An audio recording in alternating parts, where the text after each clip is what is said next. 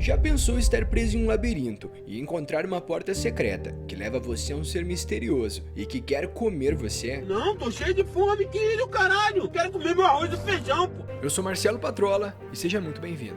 Pra gente entender como derrotar esse ser monstruoso, vamos conhecer a história dele e identificar o que ele é. Ele é apresentado no filme O Labirinto do Fauno.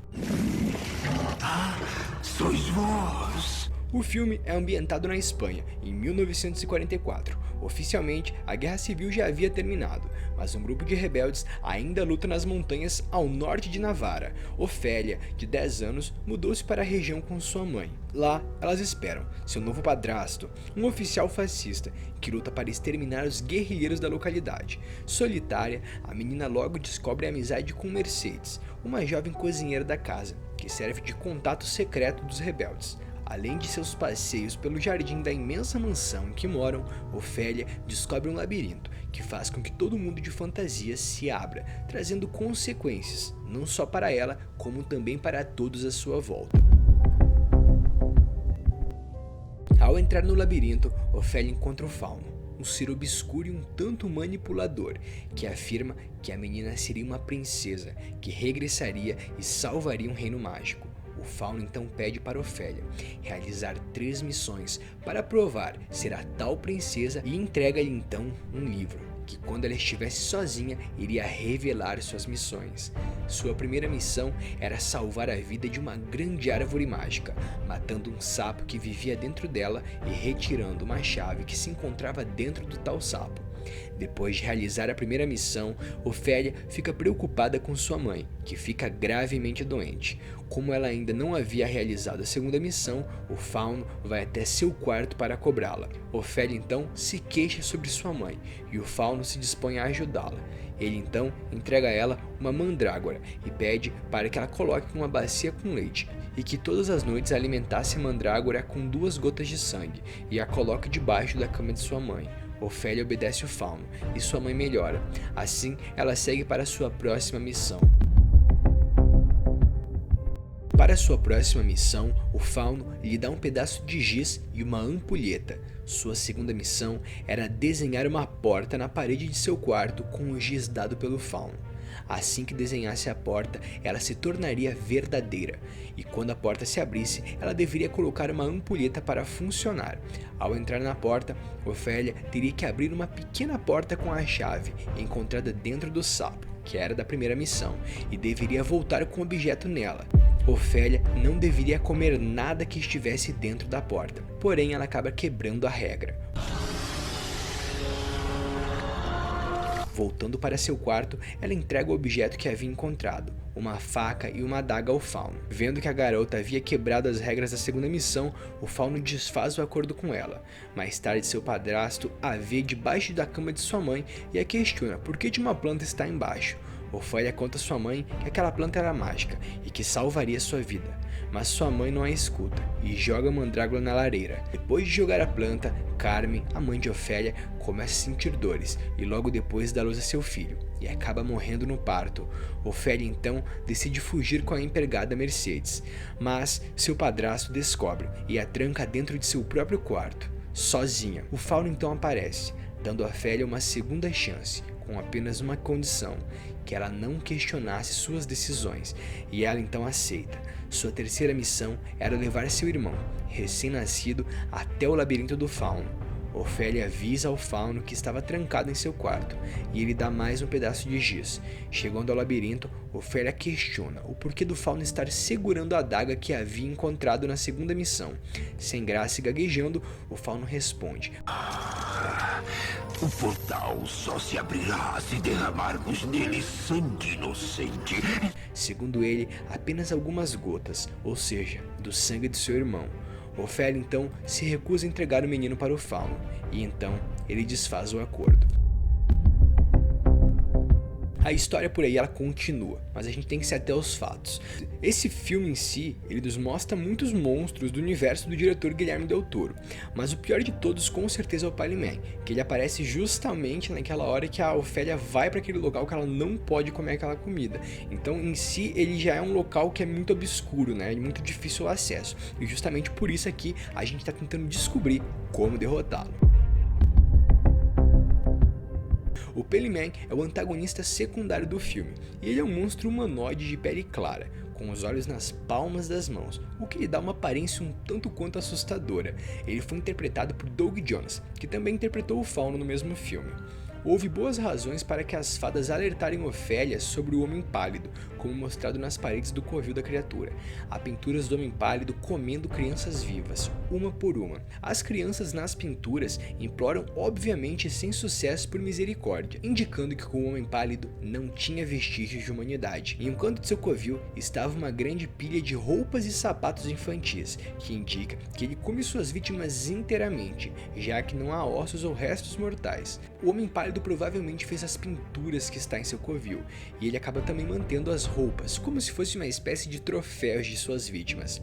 Durante o tempo em que a história se passa, é após a Guerra Civil Espanhola, em 1944, quando a maioria das pessoas estavam fervendo raízes, literalmente fazendo sopa de pedra para jantar. Ninguém tinha comida. Portanto, o banquete colocado sobre a mesa do covil do Homem Pálido teria sido muito tentador para as crianças que na época estariam praticamente morrendo de fome. Durante a busca, Ofélia para provar e que era digna de não ser transformada em um ser humano comum. Nesse local que ela foi enviada, ela tem que recuperar uma adaga, que foi mantida trancada no covil dele. O Fauno a advertiu para não comer nada do luxuoso banquete servido pelo Homem Pálido adormecido, e também deixou levar as suas fadas de estimação para servir de guia durante a jornada, mas quando estava prestes a ir embora, ele simplesmente não resistiu à tentação e comeu 2 suculentas uvas carnudas do banquete do Homem Pálido, apesar das fadas lembrarem que ela não deveria fazer isso. Isso, como esperado, acordou o Homem Pálido de seu sono profundo e silencioso, que rapidamente pegou seus globos oculares de uma bandeja sobre a mesa e os colocou nas órbitas das palmas de sua mão como formas de garras, para ver imediatamente a partir dali e encontrar e comer a Ofélia. A garota assistiu com horror quando o Peliman foi atacado pelas 3 fadas que a acompanhavam, 2 das quais ele agarrou e devorou impiedosamente. Quando Ofélia correu para escapar, o Peliman, embora não fosse capaz de andar muito rápido, estava logo atrás.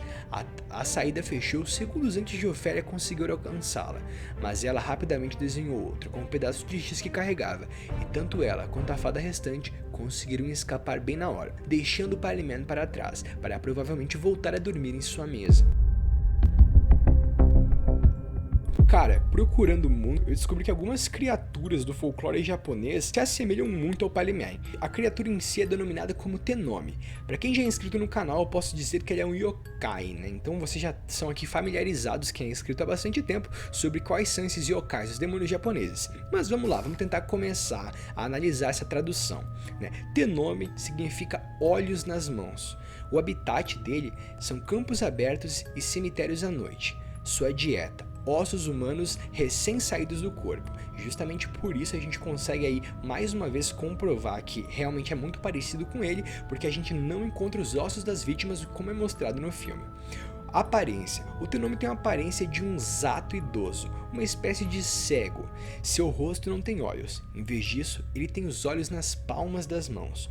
O comportamento: o Tenome vagueia por um campo aberto ou cemitérios à noite, caçando humanos saborosos. Eles esperam até que sua presa esteja muito perto antes de atacar. Quando alguém consegue reconhecer que ele não é um humano, mas sim um yokai, geralmente é tarde demais para escapar.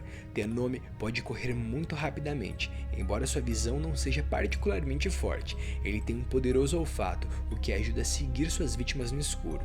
A sua origem: a verdadeira natureza do Tenome não é conhecida, mas provavelmente são fantasmas cegos que foram roubados ou assassinados por bandidos. Essa explicação pode ser atribuída a um conto popular, no qual um homem é atacado à noite por um monstro com olhos nas palmas das mãos, mas nenhum no rosto. O homem foge para uma pousada próxima para se abrigar. Ele conta à pessoa da estalagem que viu. O homem da estalagem responde que há alguns dias um cego foi atacado e roubado naquele campo. Enquanto o homem morria deitado na grama, ele gritou com seu último suspiro: se eu pudesse ter olhado uma vez para os seus rostos, se eu tivesse olhos que funcionassem, mesmo que apenas na palma das minhas mãos. A morte, ressentida com o velho cego, fez ele renascer como um yokai, com com os olhos nas palmas das mãos, exatamente como ele desejava. As suas lendas. Em Shijosha, na região de Kyoto, um jovem entrou no cemitério à noite para testar sua coragem. Saindo da escuridão, um velho cego se aproximou do jovem. Quando a figura idosa se aproximou o suficiente para ser vista em detalhes, o jovem viu que ele tinha apenas olhos nas palmas das mãos e que estavam vindo atrás dele. O jovem correu o mais rápido que pôde para um templo próximo e implorou o sacerdote por um santuário. O padre escondeu o homem dentro de um baú comprido e trancou a tampa. Pouco tempo depois, o monstro conseguiu entrar no templo, farejando cuidadosamente como se estivesse caçando. O jovem podia ouvir o barulho dele farejar, se aproximando cada vez mais até que parou bem do lado do baú em que ele estava se escondendo. Então houve um estranho som de sorver, como um som de cachorro chupando os ossos de um animal. Um pouco depois os sons estranhos desapareceram e tudo ficou quieto. O padre por si abriu o baú para deixar o jovem sair, mas tudo que viu dentro do baú era a pele solta e vazia do jovem. Seus ossos foram completamente sugados para fora do seu corpo. Pensando nisso, podemos traçar 3 modos possíveis de fazer isso. O primeiro deles é com fogo. Justamente como sabemos, o fogo afugenta os yokais, como já é descrito em muitos mitos e lendas da cultura japonesa. O segundo modo, que seria o mais provável, é justamente de alguma forma tentar envenená-lo. Como sabemos, a comida é sua principal fonte da lenda, ou seja, ele deve nos alimentar. Então o que poderíamos fazer é de alguma forma dar a ele algum humano que já estivesse acometido por alguma doença. E assim, com o tempo, logo ele ficaria mal também, já que ele consumiria todos os ossos e a carne do ser, e com isso conseguiríamos deixá-lo fraco e assim derrotá-lo. O terceiro modo é um dos mais fáceis. Como vocês sabem, os yokais tanto nos ajudam quanto nos atacam. Se conseguíssemos forjar uma relação boa com um grupo de yokais, poderíamos usar suas habilidades específicas e assim atacar o Homem Pálido e conseguir derrotá-lo. Eu vou ficando por aqui e até a próxima.